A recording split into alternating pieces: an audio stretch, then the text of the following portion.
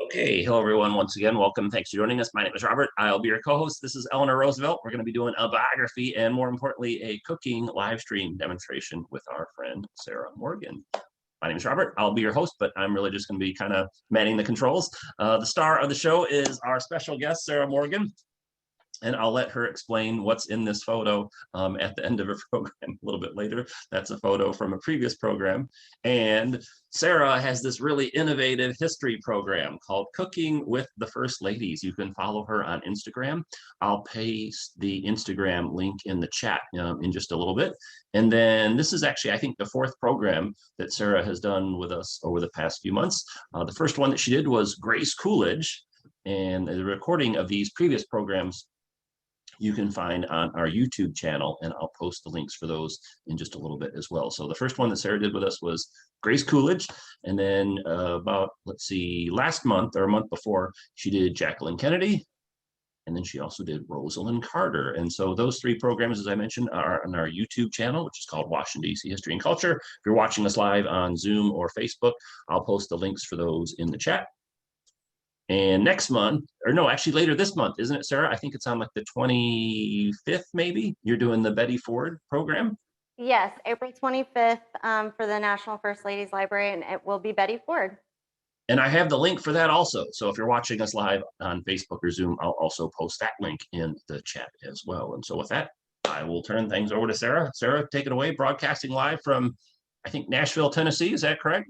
Yes, Nashville, all right. Tennessee. It's all yours. Take it away. All right, awesome. Okay, well, hey, y'all. Again, I'm Sarah Morgan, and welcome to Cooking with the First Ladies live program for, of course, DC Culture. And today, of course, we'll be talking about Eleanor Roosevelt, known by former President Harry Truman as the First Lady of the world due to her achievements in human rights. She was independently minded, politically engaged, and, of course, the longest serving First Lady, not to mention one of the most respected. She also ties with Michelle Obama as the tallest of the First Ladies at 5 feet 11 inches in height. Now, most of my research came not only from, of course, the National First Ladies Library, which I also do programming for virtually, but also the Ken Burns documentary, The Roosevelts, An Intimate History, which if you're as into history and First Ladies as I am, it's a wonderful documentary. I also used a New York Times article titled The First Kitchen. So today I'll be sharing a little bit about Eleanor Roosevelt's 7-cent meals, including a vitamin-rich lunch treat, which I'll share at the end. And we will also be making Eleanor's famous scrambled eggs in a chafing dish, as well as angel food cake. But first, let's escape, as many Americans did in the 1930s, and begin with a cocktail. Although Eleanor did abstain from alcohol, we'll be making a popular 1930s cocktail called the French 75. Now, this cocktail was featured in the movie Casablanca and was also named after a French artillery gun. Okay, so in order to make this cocktail, we are going to add in 1.5 ounces of gin,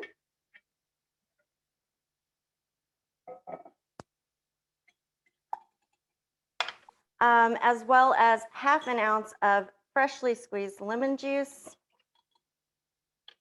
and then 1/4 ounce of our simple syrup, which is super easy to make. All you have to do to make a simple syrup is 1/2 sugar, 1/2 water, boil it until your sugar boils down. So instead of starting it in your glass, we should have started it in this. I apologize. And we're just going to mix that up.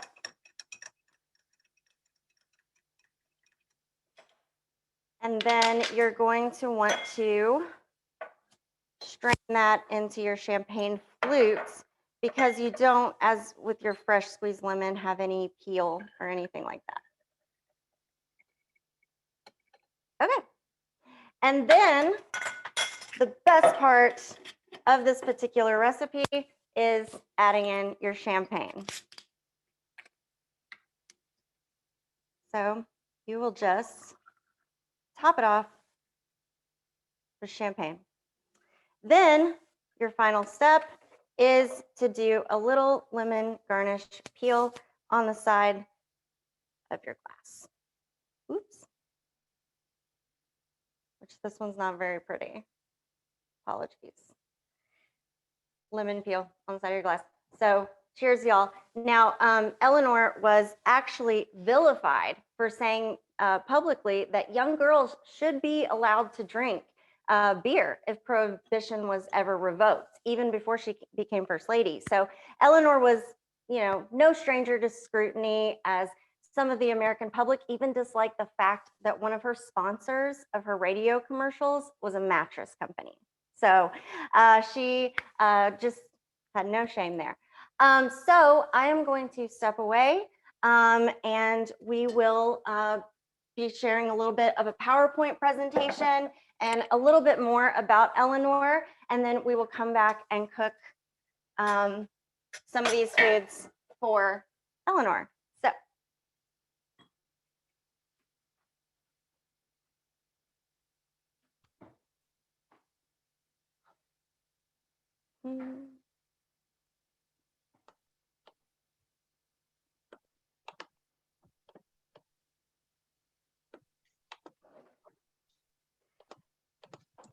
So Eleanor Roosevelt saw the first of 4 epic terms as First Lady when FDR was elected in 1933 during a decade that began with a new word, depression, and of course became known as the Dirty 30s. The era saw the fallout of the Wall Street crash, an economic depression, and unrest amongst major nations of the world. Other tragedies include the Hindenburg explosion, Kristallnacht, or the Night of Broken Glass in 1938, and the start of World War II a year later. In America as well, the Dust Bowl, which left the southern plains dry and barren due to the droughts, heightened the devastating economic effects of the Great Depression. Unemployment was a major issue for many, but especially the country's youth.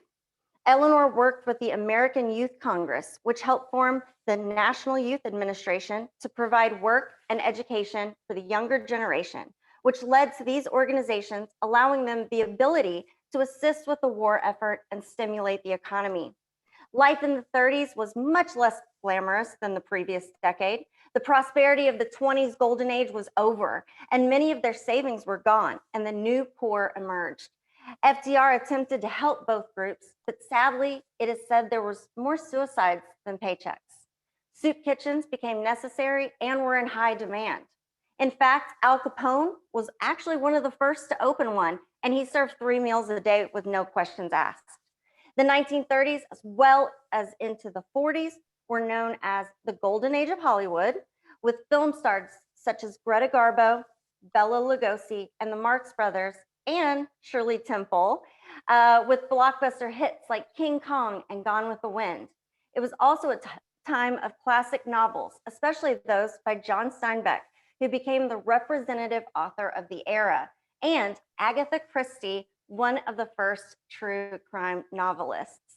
If you're looking for a good book, as a side note to read, The Christie Affair is wonderful, and it talks about her little disappearance back in the day. Now, just about everyone in the 1930s owned a radio. And then in 1938, Orson Welles terrified the nation with his radio broadcast of War of the Worlds. There were also projects completed in the 30s that are national landmarks today, such as the Empire State Building, the Golden Gate Bridge, and the Hoover Dam. Now, Eleanor continued to be First Lady through another challenging and defining time in not only American history, but the world. Every aspect of life in America in the 1940s was affected by war, including not only pop culture, but the foods people ate and the clothes they wore. Much of entertainment was based on propaganda, which included a short film called Women in Defense, written by Eleanor Roosevelt herself. Among the popular celebrities of the decade, they included Jimmy Stewart, who starred in the classic movie It's a Wonderful Life, Rita Hayworth, and the iconic film starring Humphrey Bogart and Ingrid Bergman, once again, of course, Casablanca. Disney released the amazing animated film Fantasia. Now, books included Hemingway classics, but also The Diary of Anne Frank in 1947. The color television was created in 1940, and later, toys like the Slinky and the Frisbee were invented. Music of the 40s was all about swing, crooners, and jazz musicians such as Bing Crosby and Frank Sinatra. Artie Shaw, one of jazz's finest clarinet players and leader of one of the most popular big bands of both the 30s and the 40s, made history by touring with Billie Holiday, which made him the first band leader to hire a Black female singer and to tour the South during segregation. Now, Anna Eleanor Roosevelt was born into a very wealthy family in New York on October 11th, 1884. Eleanor was the niece of former President Teddy Roosevelt and remains the only First Lady to have such a close blood relation to another president that isn't her husband. Her mother, Anna, who was described as strikingly beautiful, but also unconventionally robust for her time due to her tennis athleticism, was also known for being very vain and shallow. She was particularly harsh on Eleanor, giving her daughter the nickname Granny because her daughter did not meet her standards of beauty physically. These types of ladies today would be seen very differently, as vivacious and cheerful, as Eleanor very much was. Tragedy almost struck Eleanor in 1887 at the age of 2 while on board the SS Britannic along her family. The ship crashed into a White Star liner, and although they all made it safely onto a lifeboat, this led to Eleanor being afraid of the ocean and boats for the rest of her life. Her father, who suffered from severe addiction to not only alcohol, but narcotics, was eventually committed to an asylum in France by his family during an overseas trip. From 1890 to 1891, the Roosevelts lived in Italy, and Eleanor, due to her father's alcoholism and her mother's depression, was placed in a convent in France. Sadly, these were just the beginnings of Eleanor's troubled childhood, as her mother would die of diphtheria when she was 8 years old, and the next year, her father passed, making her an orphan before her 10th birthday. Eleanor then went to live with her grandmother, who was an extremely intimidating woman and very strict in the Hudson River Valley. Her education consisted of semi-private tutoring, along with a few other students in the Roosevelt's home, because her aunts discovered that she could barely even read. She eventually learned many skills and was also able to hold conversations and write in not only English, but also French, Italian, German, and Spanish. She eventually went to Allenswood Girls Academy in London, where Eleanor later says she encountered one of the greatest influences on her life, and also learned an array of skills, which included art, history, and philosophy, but also accompanied her teacher on excursions to see those living in poverty and advocated for social responsibility and women's independence. During this time, the very athletic Eleanor was captain of the field hockey team, which she was extremely passionate about. Eleanor believes these were, quote, the happiest years of her life, and her teacher, Marie, helped shape her later activism toward the working class. Allenswood was also where she finally encountered people who stressed substance and not appearance. Eleanor forever regretted not getting a college education. However, by the end of her life, she had earned 35 honorary degrees. FDR only received 31. Eleanor was always greatly influenced by activism and the philosophies of Teddy Roosevelt, which led her to join the progressive movement, a period of mass social activism, political reform, and trust busting, which exposed her to people who struggled with problems economically that were drastically different from her own, and taught her the power of politics in fixing issues with labor rights and the American lower class. Eleanor visited many workplaces and apartments to report back on their conditions, focusing especially on workload, pay, and the impacts on the workers, especially women. She helped form the Consumer White Label, which certified employers who adhered to appropriate and safe workplace conditions, standards, and hiring age. In even her early letters, you can see it was evident Eleanor was always concerned with the unfairness and the quality of life of others. During this time, she also worked as a volunteer for impoverished immigrant children in Manhattan. Although she went against the wishes of her family, who hoped she'd become a debutante, instead joined the Junior League, a woman like herself who wanted to fix the horrific conditions some fellow Americans were living and working in rather than focus solely on socialization. However, she did make her official social debut at the Waldorf Astoria Hotel. Now, Eleanor met Franklin Delano Roosevelt on a train as she was on her way home, which became a riveting conversation between the two that led to a secret courtship and finally a marriage. The 20-year-old Eleanor married FDR in March of 1905 at an Upper East Side relative of Eleanor's home, where former president, of course, her uncle, Teddy Roosevelt, also known as the Bull Moose, walked her down the aisle at the ceremony, even though he was supposed to be at a St. Patrick's Day parade there in NYC. Although she respected Teddy, she was actually deeply intimidated by him, especially due to his overly outgoing personality. Eleanor was not only related to Teddy, but between herself and Franklin, they were related to a total of 11 presidents. Their marriage, however, was an unhappy one, especially after her discovery of FDR's affair with Lucy Mercer, who happened to be Eleanor's personal secretary back in 1918.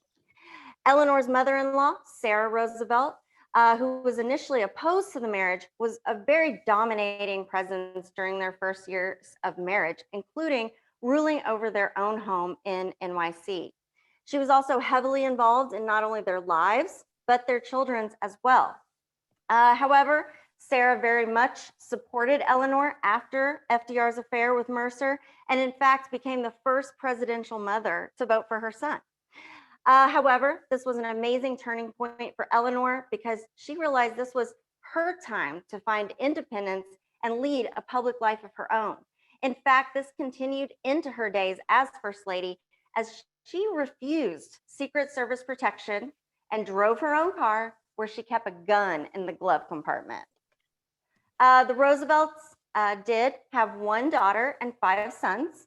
Her third child very sadly passed at less than 1 year old, and they then passed the name Franklin Delano Roosevelt Jr. onto the third born son, who was ironically born in Canada and would go on to marry more times than any other child of a presidential couple, a whopping 5 times. If you can even imagine, the last of Eleanor's children only just passed away in August of 1991. After marriage from 1910 to the 1920s, FDR started his political career, and Eleanor volunteered for the Red Cross and Navy hospitals during World War I and served food and coffee to those soldiers shipping out at Union Station. She also advocated for soldiers with mental illness because of the conditions in which she witnessed in hospitals and for the need for the government to intervene. When World War I ended, Eleanor used her linguistic services to become a volunteer translator in 1919 for the Congress of Working Women, and also toured the battlefields. In 1920, she was active in the League of Women Voters, the Democratic Party, and even taught American history and literature at a local private school. It was during this time that Eleanor became even more introduced to politics when she became friends with Louis Howe during FDR's unsuccessful run in 1920, which led her to becoming influential in the Democratic Party in New York State and winning the additional support of women in the party for FDR. She also worked closely with the Women's Trade Union League, whose goals were to create a minimum wage, set hours for the work week, and stop child labor. During this time, she also became known as the Little Cabinet Wife during the Wilson administration. In 1921, Eleanor's life changed forever when FDR, at the age of 39, was diagnosed with polio and was paralyzed from the waist down. Eleanor not only took care of him and her children, but it also began to join several causes that led her to be an influential and independent woman, which included supporting, again, the Women's Trade Union and the Women's Division of the New York State Democratic Committee and testifying before the New York State Legislature advocating for those better work conditions, especially, again, shorter hours for women and children. She co-founded Valkill Industries in 1927 by helping finance the construction of a factory that made traditionally crafted furniture, pewter, and cloth that capitalized on the popular colonial revival style. The business was not as successful as they anticipated, but it did later lead to more important initiatives related to New Deal policies. Valkill Cottage, which she used as a personal retreat, and according to the Eleanor Roosevelt National Historic Site webpage, felt this was, quote, the only place she could call her own and could entertain whomever, stay up late reading, and have alone time. Eleanor once said, quote, Valkill is where I used to find myself and grow. At Valkill, I emerged as an individual. Eleanor continued to use Valkill Cottage throughout her life, which included hosting her 22 grandchildren, 13 great-grandchildren, and world leaders such as Winston Churchill. Today, you can visit the site in Hyde Park, and the Eleanor Roosevelt Center at Valkill is a nonprofit that works to not only exchange ideas, but also be, quote, a catalyst for change and the betterment of the human condition. She also continued to support her husband in his political efforts, despite the continued affairs with not only Mercer, but later Missy LeHand. Eleanor was instrumental in shaping the public views of her husband. She appeared on his behalf and would even disagree with his politics on occasion to the media. He was later, elected governor of New York in 1928. Then 6 years later, they became the first family of the United States. The stock market crash led to an unprecedented catastrophe that threatened to tear the nation apart.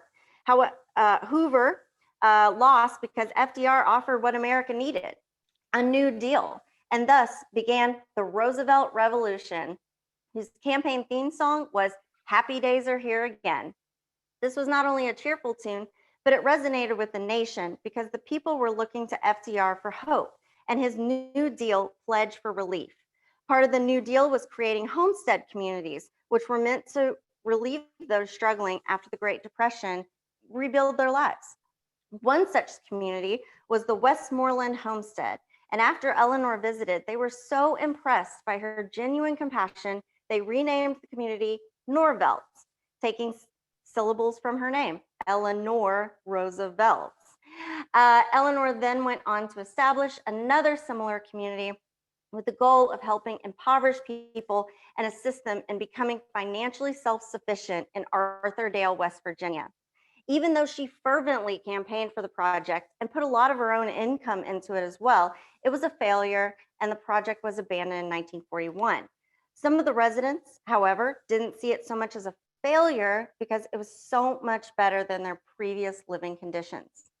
FDR ultimately won 90% of the votes, the highest margin of any Democratic candidate in history. During the inauguration in March of 1933, FDR's speech electrified the nation, famously saying, quote, the only thing we have to fear is fear itself. And the Roosevelts skipped the inaugural ball, focusing on getting the New Deal rolling immediately. Eleanor, although she became one of the most influential first ladies in history, was slightly depressed and was not too thrilled to assume the role. Eleanor had known all the previous first ladies that were living, of course, and saw the role as mostly focused on the role of socialite and housewife, which Eleanor changed when she ultimately brought unprecedented activism to the role. Her close friend, Lorena Hickok, referred to her as a reluctant first lady, which was also the title of the biography she wrote about her. Lorena, who was nicknamed Hick, was an American journalist who was devoted as a friend as well as a mentor to Eleanor after becoming close while writing about her during FDR's first campaign. The nature of their relationship has always been debated. They wrote thousands of letters to one another, some of which people have viewed as romantic in nature. Lorena would go on to become part of the inner circle of the Roosevelt administration and also ultimately gave Eleanor her first official interview as First Lady. Eleanor became the 32nd First Lady for the first of her 4 terms in 1933, and from the start used her position to advance many political causes, which was heightened due to her status as FDR's trusted advisor and ultimately became what some say was, quote, the most controversial First Lady in US history.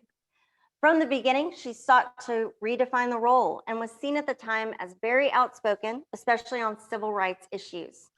She changed the role through her active participation in American politics and used the position as a platform for her social activism.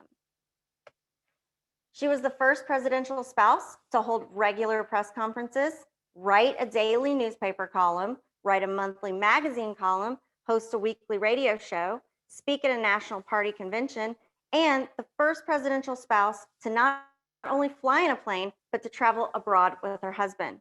Just 2 days after becoming First Lady, Eleanor held the first of 348 press conferences with almost 35 women in attendance. She helped women retain jobs during the Great Depression by giving them exclusive access to press conferences at a time when women were typically barred from White House press conferences, and she even convinced FDR to give women more federal positions. Eleanor wrote a newspaper column, My Day, beginning in 1935 until 1962, which made the American readers feel they knew her on a personal level. She only ever missed 1 week of deadlines, which followed FDR's death in 1945. She mused about hot topics, including Prohibition, McCarthy, and the Communist Hunt, Pearl Harbor, and among other things, but she also included her personal life. She averaged 6 articles per week, giving the public a real glimpse into her political views and personal life. She used the media more than any other First Lady at that time and was just unprecedentedly outspoken. Roosevelt advertised a range of products from mattresses to hot dogs. In 1959, a TV appearance helped establish margarine as one of Americans' favorite spreads. The appearance netted her $35,000, which she used to purchase 6,000 care packages for poor families. By 1934, she set a record for the most times a First Lady had spoken on radio. Eleanor not only made an immense contribution in the advancement of women's rights, but also advocated for racial equality, child welfare, and once again, workers' rights. She supported the war effort and visited troops during both World War I and World War II. After her experiences during World War II, she especially saw the need to support refugees as their rights and needs for education, as well as medical care and homes. In 1942, during a tour in Europe, Eleanor Roosevelt was encouraged by the positive results the Women's Land Army had on the agricultural outlook in England. She lobbied for a similar system to be put in place when she returned to the US. And in 1943, Congress passed the Emergency Farm Labor Program, creating the Women's Land Army of America. And it is estimated that 2.5 million women worked there during the war. She also worked with the Office of Civilian Defense, visited troops, encouraged Americans to volunteer on the home front, and, as with other ventures, advocated for women and African Americans to have more of a role in the war effort. During World War II, she also supported European refugees' immigration to the United States. And although she was mostly unsuccessful in her efforts, she was able to get 83 Jewish people from the SS Kwanzaa political asylum in 1940. She was very outwardly supportive of the civil rights movement and was one of the few at the time in politics who advocated for equal rights for all people and all races. As a leading activist for the rights of African Americans, she broke with tradition on many occasions. One such time, she invited hundreds of African Americans to the White House. Another instance was during the 1938 Southern Conference for Human Rights in Alabama. And when she arrived, she sat next to an African American associate, ignoring the segregated sections. When she was confronted, she instructed them to measure the distance between the two sections, and she then proceeded to sit directly in the middle. She also spoke out against anti-Semitism and hatred in the United States, and in fact, invited Marian Anderson to perform at the White House multiple times, including for the King and Queen of England, and went against the Daughters of the American Revolution when they refused to allow Marian to perform at the whites-only performers Constitution Hall, and even went as far as to resign from the organization. She also made money from writing and lectures, most of which she gave to charity. She also volunteered for the Salvation Army and the Red Cross. She was also very hands-on, and when the United States entered World War I, she served food to soldiers and helped with the finances. She also visited the wounded soldiers, helped them get aid, and volunteered for organizations that distributed knit sweaters, socks, and other necessities to soldiers serving overseas. Another prime example for her care of others was when she met with men of the Bonus Army, a protest group of World War I vets during their March on Washington in 1932. She visited their camp, listened to their concerns, and sang songs with them. It was all of this and more that earned her the nickname Lady Bountiful because of her generous nature.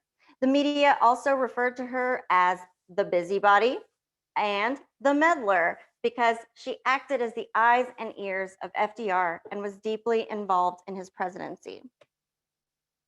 Eleanor was also the first lady to act as hostess to reigning British monarchs when King George and Queen Elizabeth visited Hyde Park, which the Roosevelts also used as the summer White House. The visit included an informal picnic, which famously featured hot dogs. After her time in the White House, Eleanor served as a delegate to the United Nations from 1945 until 1952. Because she had witnessed firsthand the devastation of World War I and World War II that it had on Europe. And then in 1946, she wrote one of her columns on a trip to a displaced persons camp in Germany after meeting with Jewish survivors of the Holocaust. And she said, quote, "When will our conscience grow so tender that we will act to prevent human misery rather than avenge it?" She believed that human rights started on the home front and hoped for global peace. In fact, J. Edgar Hoover, the FBI director, of course, felt that Eleanor's liberal views were dangerous and believed she was involved in communist activities. He had his agent monitor her, and this subsequently led to an extensive file that they had on her. Now, following FDR's death in 1945, Eleanor remained politically active and continued to advocate for human rights and equality for the rest of her life. She became the first United States delegate to the United Nations and was on the UN Commission on the Human Rights Board.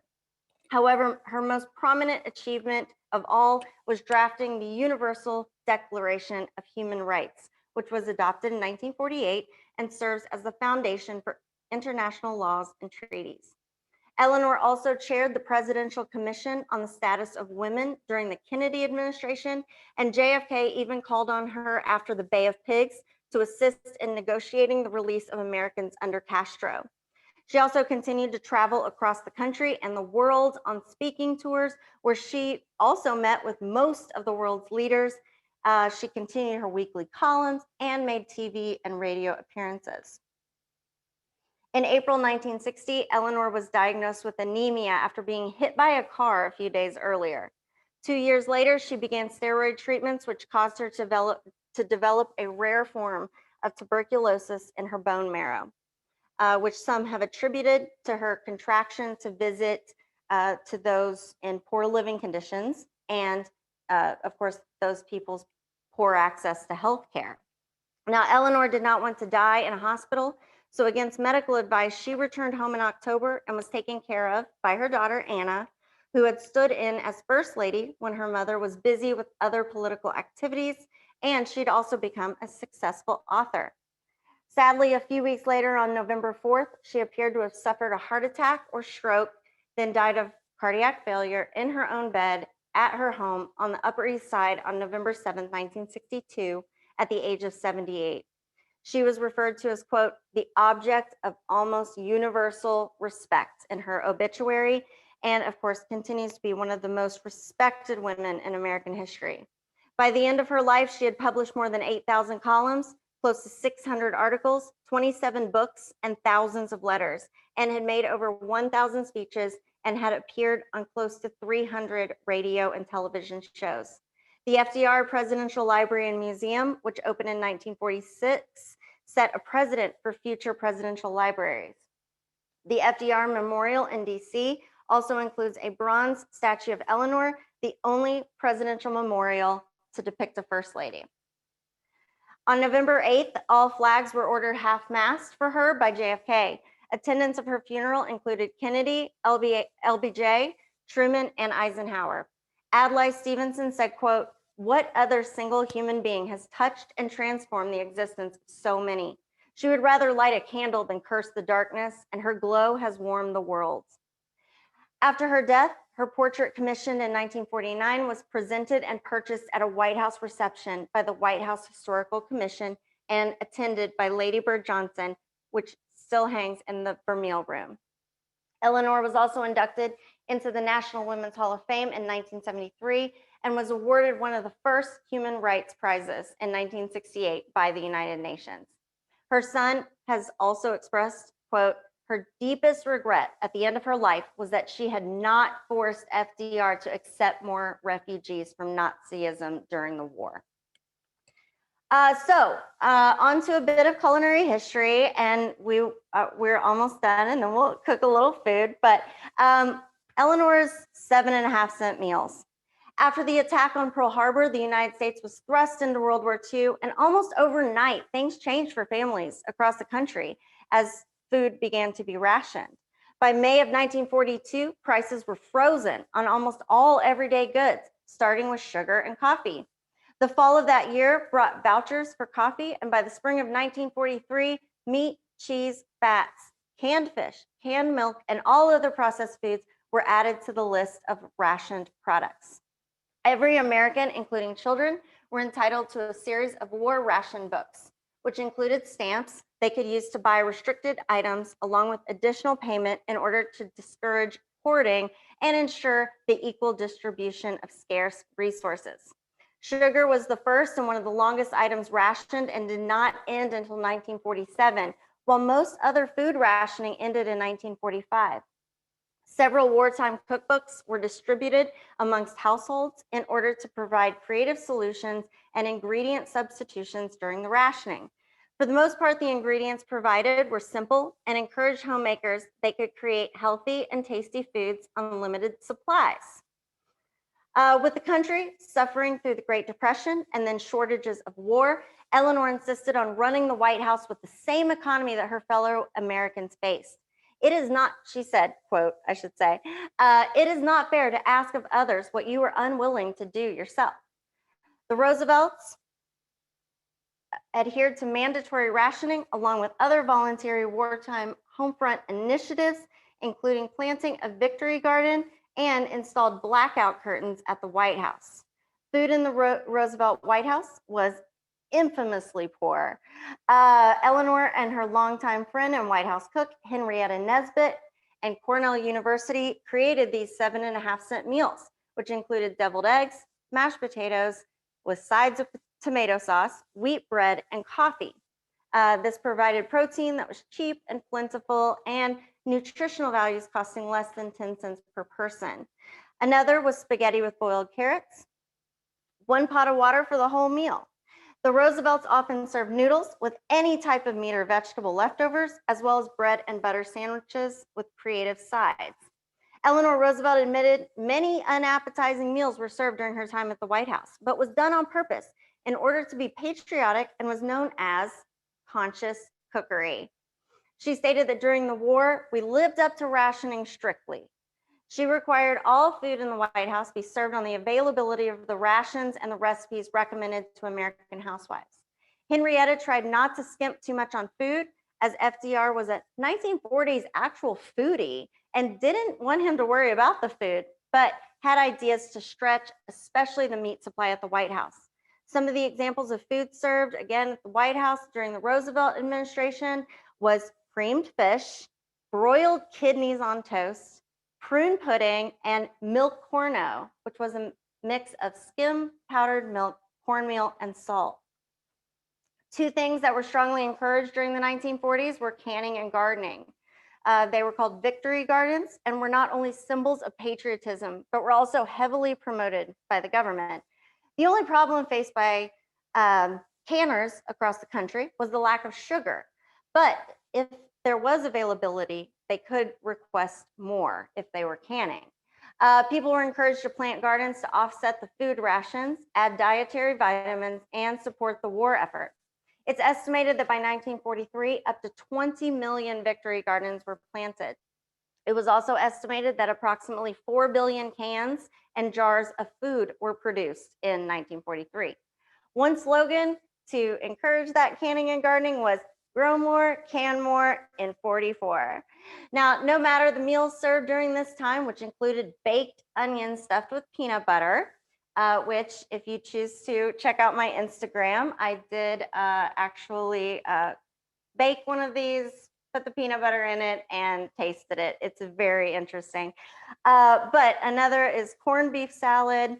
And families' diets across the country changed forever due to the emphasis on thrifty shopping and usage of ingredients.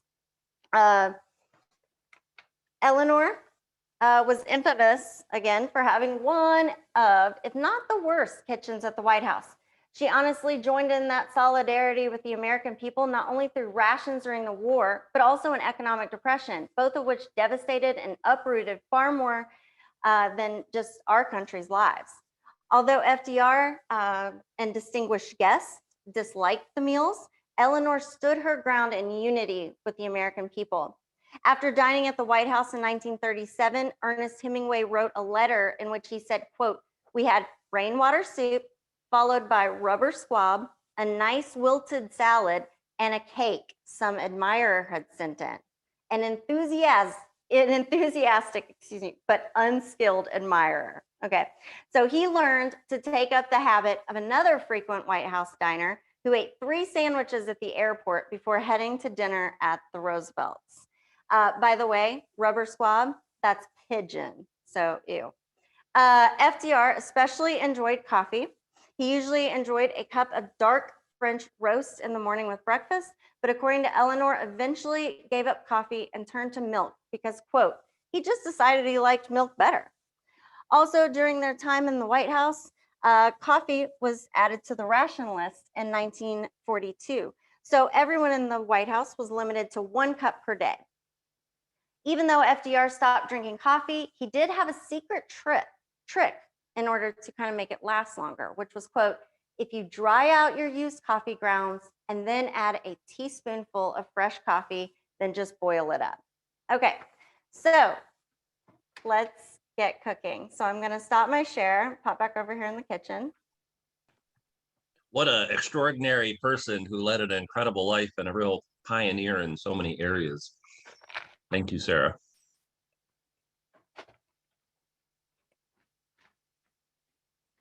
Okay, so before we do start cooking, since I was just talking about the ration books and the wartime cookbooks that were distributed, I do have an actual ration book that is from members of my family, which still has some stamps in it. And I also have a wartime cookbook that belonged to my mama.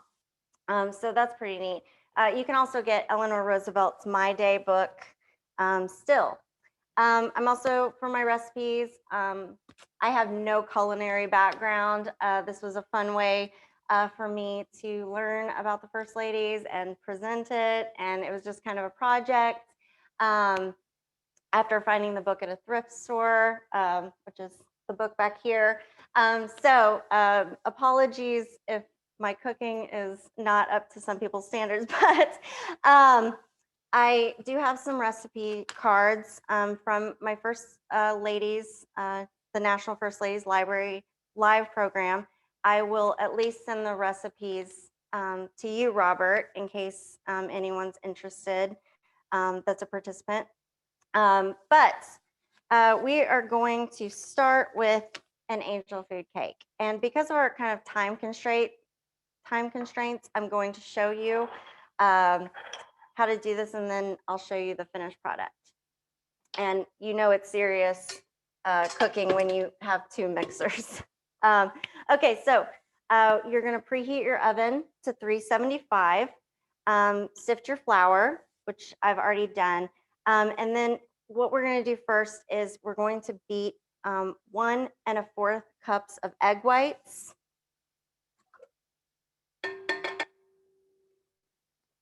Until they're foamy. So kind of like almost like a kind of meringue. So while I'm waiting for that to kind of form these stiff peaks, an interesting story about Eleanor is prior to the 1937 disappearance of Amelia Earhart, she had a unique encounter with Eleanor in 1933. While at a White House event, Amelia suggested the ladies leave the party and take a quick excursion in a plane. Now, Earhart and Eleanor are dressed to the nines. They actually took turns flying the plane and went to Baltimore and back. Now, Eleanor later said, quote, "It does mark an epoch, doesn't it, when a girl in an evening dress and slippers can pilot a plane at night." Amelia inspired Eleanor to get her pilot's license, and after her disappearance, the Roosevelts organized a 250,000-mile, $4 million search effort for Amelia Earhart. Eleanor told reporters later that Amelia's last words would have probably been, "I have no regrets." This also made Eleanor the first lady to fly a plane. Okay, so this is pretty foamy. And so we are going to add in our cream of tartar and our salt. And I'm not going to do our flour yet. We're going to do half of our sugar.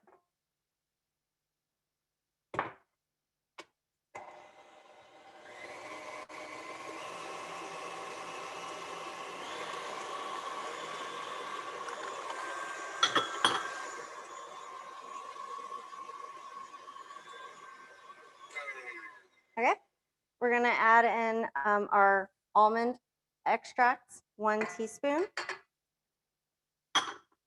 and the rest of our sugar.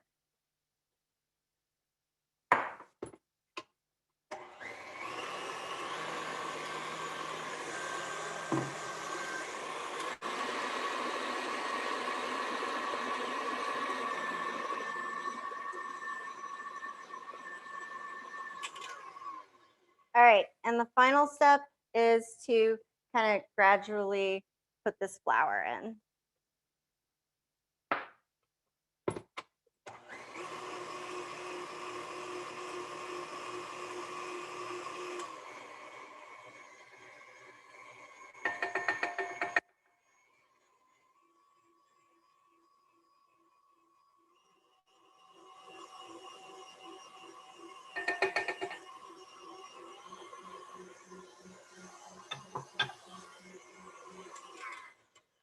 And I'm gonna kind of scrape this down the side a little bit. Got some flour on the sides. And this, of course, will be our batter. And you'll want to use, of course,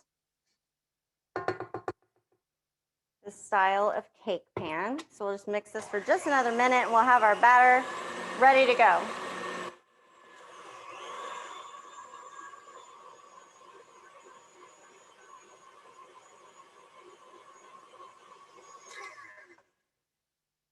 Looks beautiful.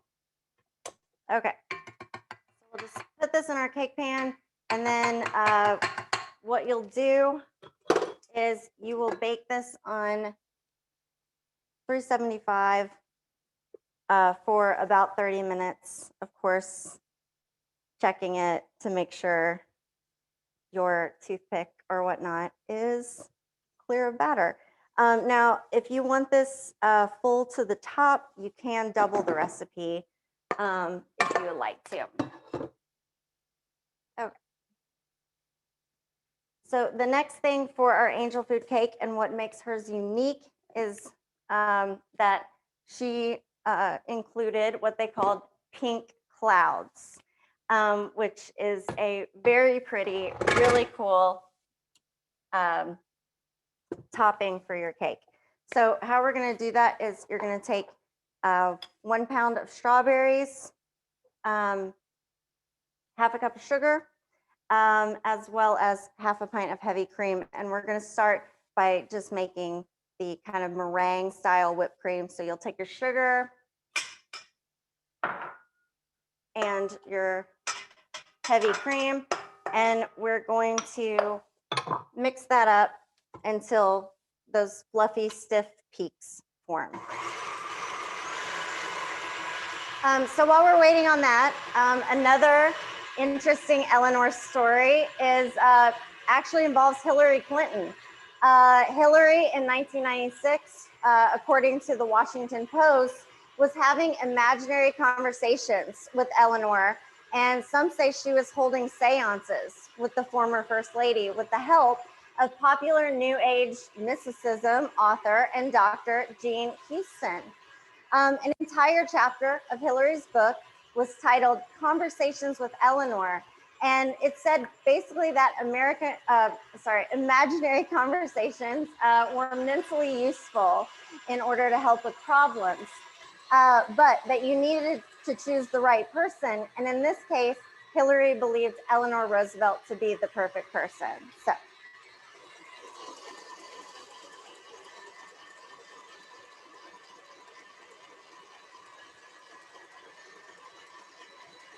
It's pretty close, but all of you that cook probably know it takes a minute. With my pink clouds, I always like to add in a little bit of pink food coloring because it just makes them really pink and really pretty and super fun.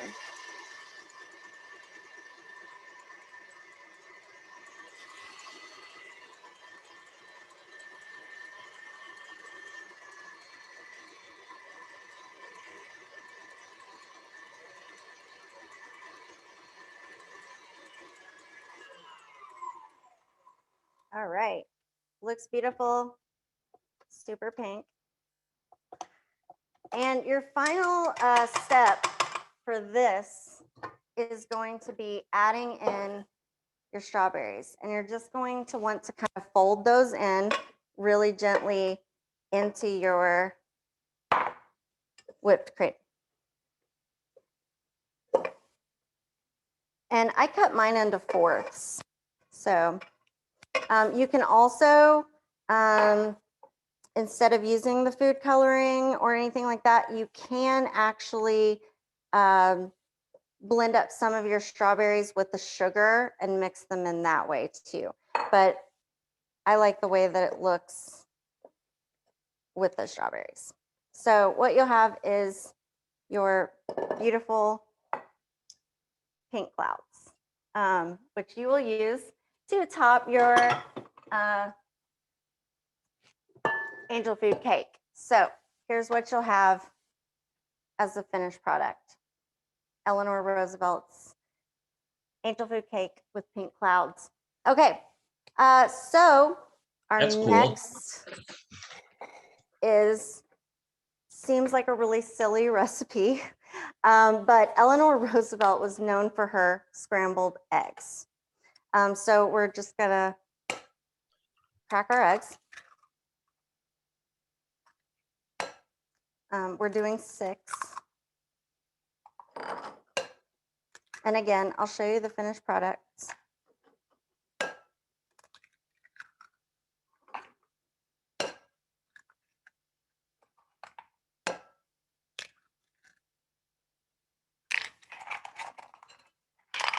And in the spirit of Victory Gardens in 1940s, we do actually compost. So I'll save my eggshells.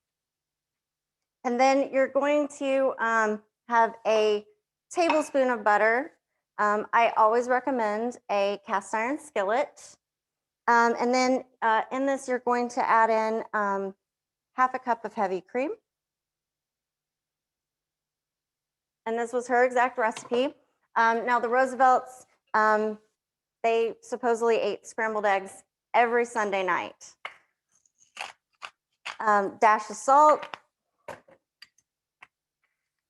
dash of pepper. And then, as many people do, but she specifically beat this with a fork.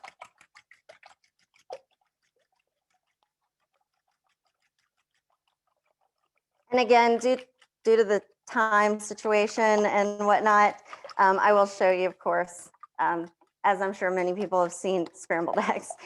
But this is her specific recipe. So there we go. That's what you'll have. And you'll have a beautiful, lovely plate of Eleanor Roosevelt's scrambled eggs. And again, cast iron skillet is the way to go. Okay. Last thing is that vitamin-rich lunch treat, and that is tomato jelly. So in order to make your tomato jelly, you just take 4 cups of chopped skinned tomatoes, 4 cups granulated sugar, a few whole cloves, half a lemon, and a package of fruit pectin. And then of course you also need little canning jelly jars. Here's my tomato jelly. Again, it would take forever for us to wait to make tomato jelly, excuse me. It took a little more pectin for me. I also used garden fresh tomatoes that we grew in our garden. So it really felt like a victory garden situation. Lastly, it wouldn't be Eleanor Roosevelt if you didn't make some hot dogs. On Sunday night, you can make some scrambled eggs and feel like you're eating like the Roosevelts. And anytime that you have a party, you can serve some hot dogs because it was served to royalty. So Eleanor, she devoted herself to those humanitarian causes with fierce tenacity, but also grace, and committed herself to social reform and forever changed the role of First Lady. And in her 78 years, ultimately became one of the most admired women in the world. Finally, a quote which resonates not only today, but should be remembered forever is Eleanor said, "The future is literally in our hands to mold as we like, but we cannot wait until tomorrow. Tomorrow is now." So not only is Eleanor ranked as one of the top 2 first ladies along with Abigail Adams, there's an Eleanor Barbie now as part of the Inspiring Women collection. In addition, the Eleanor Roosevelt Paper Project works to continue to spread her words in order to educate and inspire. So with that, thanks y'all so much for tuning in. I will try to answer any questions as best that I possibly can. As I always do with my live programs, is I like to kind of find some slang from the time period and use that. So I hope you didn't think the program was, as they said in the 1940s, gobbledygook. So I guess I'll hit it back over to Robert. Oh, excellent. Thanks, Sarah. That was awesome as usual. So you went through it, you touched on it briefly. Tell us how you got started in this project again, and then someone asked the name of the cookbook that you discovered. Okay, yeah, I'll grab it. Here's the book. The First Lady's Cookbook. There's multiple versions of this. How I got started is I was at a thrift store a couple years ago, and I majored in history in college. Came across this. I saw it. I thought that's really cool, so I bought it. I put it on one of my bookshelves, and then my husband saw it one day and was like, "You should do like a Julie situation, like, and cook your way through the first ladies and sort of, document that." And so I did. Um, this book goes all the way through Reagan, but on my Instagram, I went all the way through. I thought this is going to be awful because I cooked for Martha Washington, of course, first, and that was beef, steak, and kidney pie. So if you go to my Instagram, on my stories, I've saved them all. If you go to Washington, you can see exactly what's up with beef, steak, and kidney pie. I will never make it nor eat it again, but I did. I did it. So when the pandemic hit, I was contacted by the National First Ladies Library. I started making videos and virtual content for them, which led to the live programs. And then Robert asked me to share it with DC Culture, which I'm so thrilled and appreciative of. Oh yeah, so for those that weren't on the previous programs, my funny story with Sarah was I saw that she was doing this program on Grace Coolidge. And Grace Coolidge is one of my favorite first ladies. So I signed up for it. And the night that the program was supposed to take place, I had a really bad migraine headache and I was tempted to just skip it. And I said, well, this looks really interesting. I'll just log on for a few minutes and then see what it's all about. And I was really captivated the whole time. And I was like, oh, Sarah, this is such an amazing, innovative history program. You have to come do these with our group as well.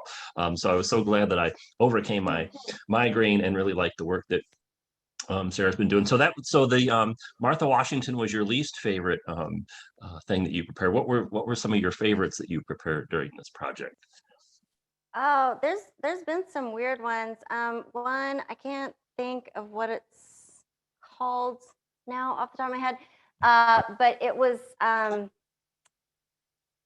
old one. It was maybe Thomas Jefferson, maybe. A vegetable chartreuse. That's what it was, and it looks really gross in the picture, but it's almost like a Jello mold of vegetables, but it was actually delicious. Also, Jackie Kennedy, of course, has really good recipes, mostly French, but her beef stroganoff recipe is one of our favorites to make. It's my kind of most requested first ladies recipes to make. Yeah, so and you know, you can't go wrong with hot dogs and scrambled eggs. So Eleanor Roosevelt, I guess, is pretty good too, even though her kitchen was no good. But And then I don't know if you can see the screen. Are you able to, could you tell us about, oh, okay, no problem. So I'm showing the picture that's got the pineapples from the Grace Coolidge. Yes, okay. Tell us about that one.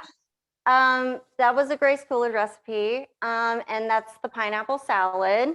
And it's just so simple to make, but it turns out so pretty and just like the perfect thing to serve at a party. But you just literally slice the pineapple in half, and you decorate it with cream cheese in your little piping bag, and then your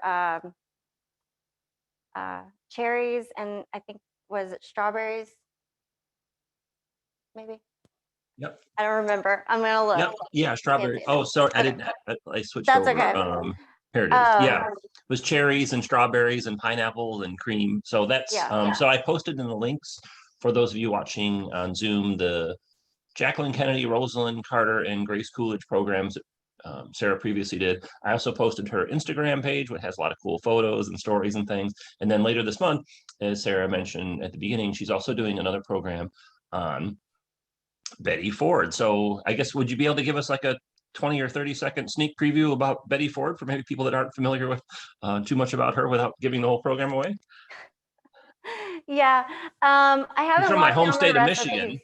I haven't locked down my recipes yet, but you know, Betty Ford was just the most fun. Firstly, honestly, she really just embodied that time period, and you know, she wore a mood ring.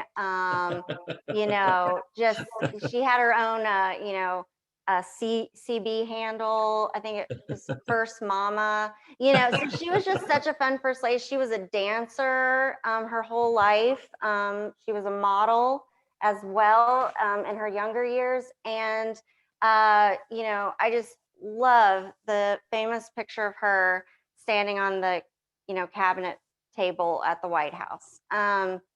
So going to be doing a lot of that, and we're going to be talking about, of course, that time period as well. And like I said, I haven't locked down my recipes yet. We will be making a cocktail on that program, but just like Eleanor, of course, Betty Ford had some issues, so she didn't drink, but we will be making a cocktail. We'll be making a couple dishes and sharing about her era during her time as First Lady, as well as her life, which has been really interesting. And again, she's just a fun lady, honestly. So. And that's at 6 o'clock Eastern on Monday, April 25th, and it's hosted by the great organization, the National First Ladies Library. Let's see, someone asked earlier, were any First Ladies vegetarians? Not that I'm aware of. Yeah, not that I'm aware of either. I haven't come across that at all. So here's a trivia question for you from a program we had last weekend on animals and food. Only 5% of adults are vegetarian in the United States, and the number is largely unchanged for the past 20 years. And the vegetarians, 4% of men are vegetarian, 6% of women. And then I think people over 65, only 2% are vegetarians, and people under 35, I think it's like 8%. So a lot of demographic differences within the vegetarian topic. And then what about this interesting story, kind of the hot dog thing didn't really go over too well with some people. That was kind of controversial. Oh, because they don't like hot dogs? Well, as far as like serving them to the royalty, I think some people were kind of, oh God. Yeah, no, and that's how it was, and that's how it's kind of looked at. It's funny. There's actually a whole children's book, Eleanor Roosevelt and the hot dogs. It's funny. Oh, really? They made a children's book about it? There's a children's book, Eleanor Roosevelt and the hot dogs, like from like more recently. But yeah, no, I mean, very cringy to look back and think, because I think they also had beer as well during that kind of picnic lunch. But that's just the lady she was, and that was just kind of the time. It was like just super simple. Also, this doesn't go with vegetarian, but being Jewish, these are turkey dogs, which if you have never had a turkey dog or something, they're actually really good. And I mean, you can do beef hot dogs, but I mean, turkey dogs are actually really good. So, is there a particular brand that you recommend? Oscar Mayer. Oh, okay. I don't know. But yeah, very cringy. I'm going to go along with that. It's very cringy that she would serve that, but they loved it. You can read into that a little more. The royal couple, they actually loved it. The king loved hot dogs. I'm not sure they may have ever had them. So, but they loved it. They loved them. But yeah, it's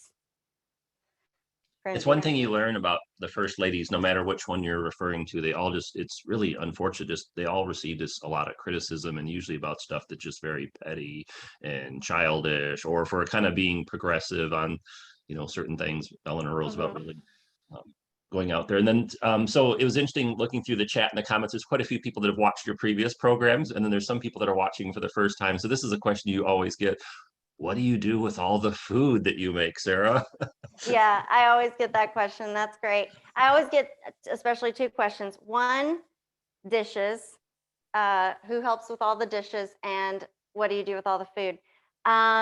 We eat the food. This is our lunch today.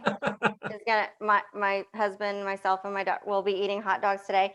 And as especially with desserts, I share those with my neighbors. I take them to work, which is all good for all of them. And I will be making the cake using the batter and things once this is over. So I'll have a second one of these. So I share it. I share it with neighbors and friends and coworkers, and nothing goes to waste for sure. And I know nobody asked, but a lot of people do usually. Who helps with the dishes? And that is my amazing, wonderful husband, who helps me set this whole thing up. He does my video, he mics me, He's he your helps me do producer. the dishes.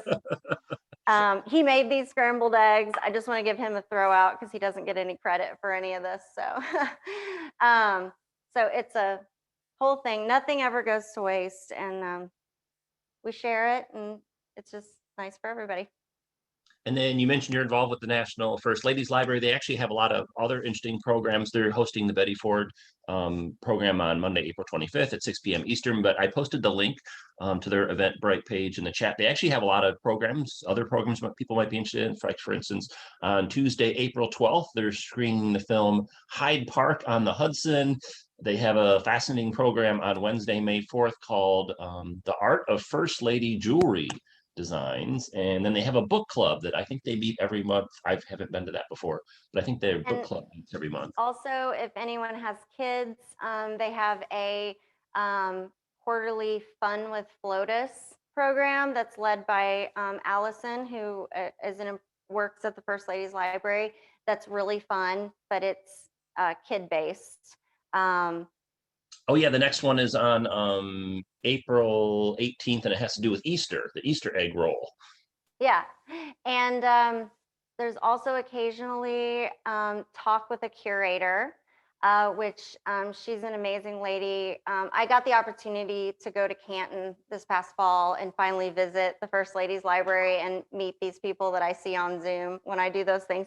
And she does talk with a curator as well, which is really cool because they kind of show behind the scenes things, you know, First Lady's actual dresses and items and different stuff. So that's really cool as well. And all of their programming, as well as, of course, this program, is all free.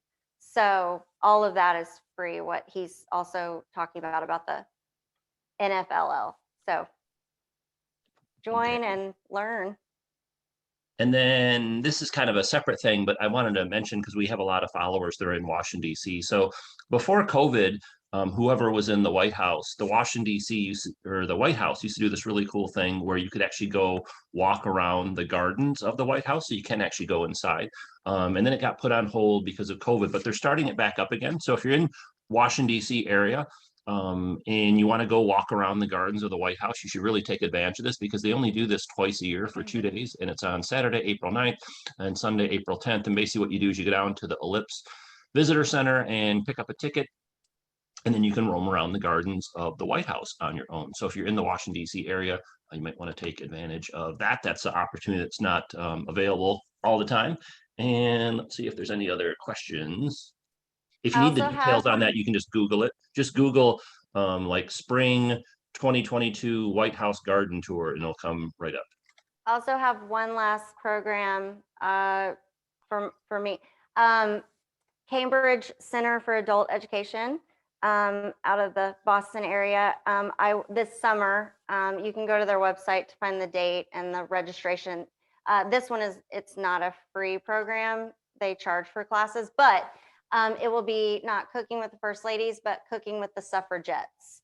And I'll be presenting 1920s and the women's right to vote, which is actually really cool because the deciding vote for that ratification of the 19th Amendment was here in Nashville. And be sharing that, and then also sharing some recipes related to the Women's Suffragette Cookbook, Women's Suffrage Cookbook, I should say. So just as throwing it out there, but you can go to their site as well. Oh yeah, keep talking, Sarah, and I'll find the link and I'll post it. Okay, yeah, I haven't even looked at it yet, but I'm really excited about it. And 1920s is my favorite. So women's right to vote, women's suffrage, and cooking with the suffragettes rather than the First Ladies, but might be interesting to some people who are watching. Oh yeah, no, that does sound. And who is the organization that was hosting it? Cambridge Center for Adult Education. Okay, let me see if I can find it. The Boston area. Hold on, let me see if I can. We'll email the link, but let me see if I can find it before then. You know, I don't see it, but maybe it's not on their calendar just yet. It might not be. I'm not sure if that's considered spring term or not because they're classes, but I'll send that information to you when I send you the recipes. If Yeah, you want to we'll email that out. I mean, I'm sure there are people still be interested in checking it out regardless. So that's cool. So tell us more. What's that program all about? It's cooking with the suffragettes. Yeah, cooking with the suffragettes. I'm just going to be basically doing what I do with the First Ladies programs, but it's just going to be about the history of women and them gaining the right to vote and the 19th Amendment. And then sharing a couple recipes from the Women's Suffrage Cookbook, which was a cookbook they distributed kind of during their campaign to get that right. So 2022, of course, was the 100-year anniversary of women's suffrage. So it'll kind of just be exactly the same format, but just not related to a first lady. Just okay, no problem. That's cool. Patty, our good friend Patty tells us the Cambridge Center of Adult Education is a very well-respected Boston institution. So, but yeah, we'll email that out. It might. Maybe Sarah got the date with them. They just haven't put it on their calendar just yet, but we'll be happy to email it. It's in July sometime. I'm not sure. Yeah, there's quite a few people here today that have watched your other programs with us. So I think you're getting following of people coming to see what's thanks next. y'all for watching. Thank you so much. Oh yeah, no, thank you. So appreciate it. It's just a very innovative way to teach history, and we're so appreciative of the fact that you come here and share all your knowledge with us. So thank you very much. For anyone that joined us late, we've been recording this program. We'll send out the YouTube link in case you want to catch any part you missed or watch it again or send it to anybody else you might be interested. And with that, why don't we call it a day? And thanks so much. Have a great rest of your weekend. A special thanks to Sarah and her team there in Nashville to bring these programs to us. It really is. Husband and her daughter. It's a coaching effort. Thanks y'all so much. Have a wonderful weekend. Okay, thanks everyone. Take care. Bye. Bye.